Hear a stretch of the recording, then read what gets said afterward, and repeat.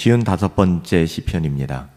시편 55편 1절부터 23절까지의 말씀을 가지고 친구의 배신으로 마음이 아플 때, 친구의 배신으로 마음이 아플 때라는 제목으로 하나님의 말씀을 함께 상고합니다. 시편 55편은 다윗이 심한 배신을 경험한 상황에서 쓴 시예요. 우리가 추측컨대 그의 아들 압살롬의 반역 때 혹은 다윗이 믿고 신뢰했던 그의 책사 아히도벨이 다윗을 배신하고 압살롬에게 붙은 사건일 수도 있습니다. 그래서 이 시편은 제자에게 팔리신 예수 그리스도에 대한 예언으로 기록된 시편이기도 해요. 예수님께서도 유다에 의해서 팔리지 않으셨습니까? 그래서 이 시편, 다윗이 경험한 이 시편은 예수 그리스도에 대한 예언으로 인용되었습니다. 삶에서 많은 배신과 고난을 경험한 다윗은 자기의 경험을 통해 그리스도를 예언해낸 것이죠. 배신으로 인한 다윗의 상한 마음은 오늘 본문 1절부터 8절에 잘 묘사되고 있어요. 그는 근심으로 마음이 편치 못하고 입에는 탄식이 가득했습니다. 또 마음이 심히 아팠고 두려움과 떨림 그리고 공포가 엄습했노라고 고백하고 있습니다. 비둘기처럼 날개가 있다면 날아가고 싶은 고백은 다윗의 처절하고 외로운 상황을 묘사하기에 충분한 것 같아요. 그의 도성은 악인들의 차지가 되었고요. 악인들이 성을 주야로 통치하니까 그 성 중에는 온갖 죄악이 난무하고 있었습니다.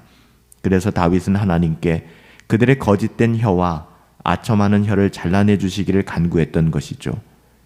다윗은 자기의 손으로 원수 갚기를 거절하고 철저히 하나님께 맡겨드렸습니다. 여러분, 이것이 성도의 마땅한 자세죠. 본문 12절부터 14절을 보면 다윗은 어떤 한 사람을 지목하고 있는 것 같아요.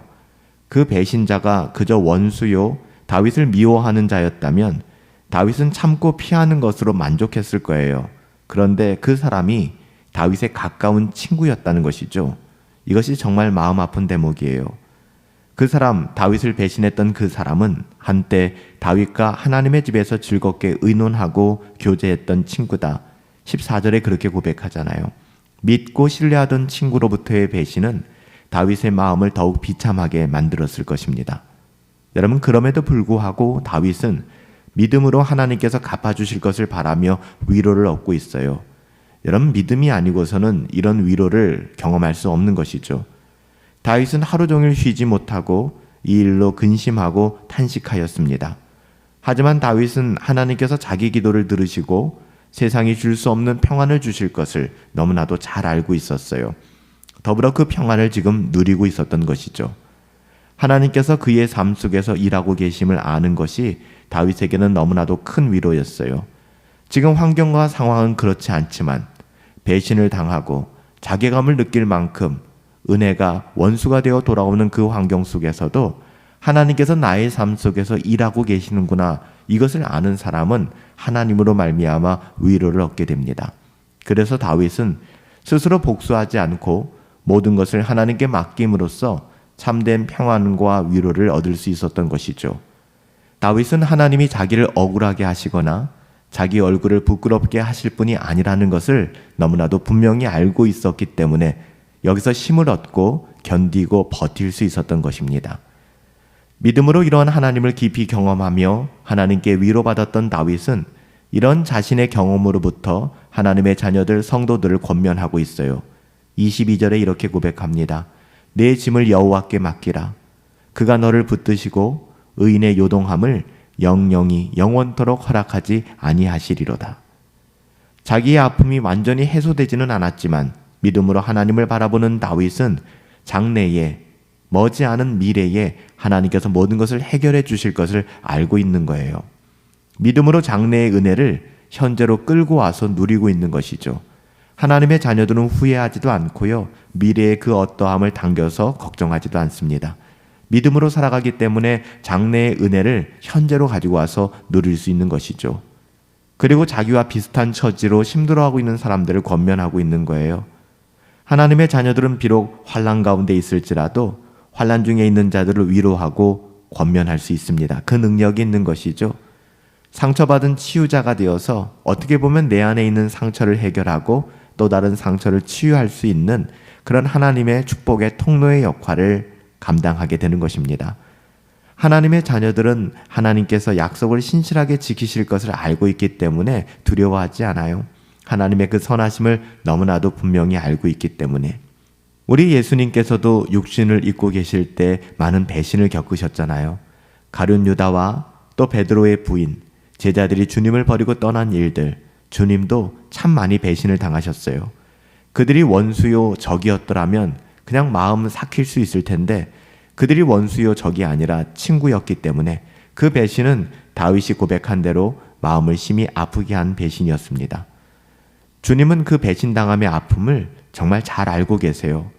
우리가 가끔 살아가면서 주님이 내 마음을 아실까라고 생각하는데요.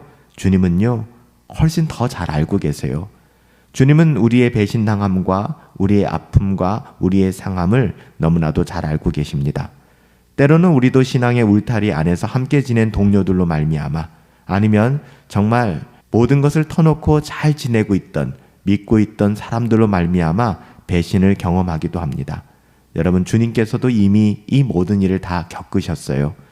다윗이나 우리의 믿음의 선배들도 겪었다는 사실 우리는 기억해야 합니다. 우리만 그런 게 아니에요. 그렇기 때문에 우리도 예수님처럼 또 다윗이나 수많은 믿음의 선배들처럼 믿음으로 장래의 은혜를 누리며 오늘을 살아가야 하는 것입니다. 환난 중에 있는 형제를 더불어 위로할 수 있는 은혜가 우리 가운데 있어야 하는 거예요. 우리의 삶이 쉽지 않습니다. 그 중에 가장 힘든 것은 인간관계가 될 거예요. 가장 사랑하는 사람으로부터 배신을 당한다거나 상처를 받을 때 우리가 어떻게 해야 될까?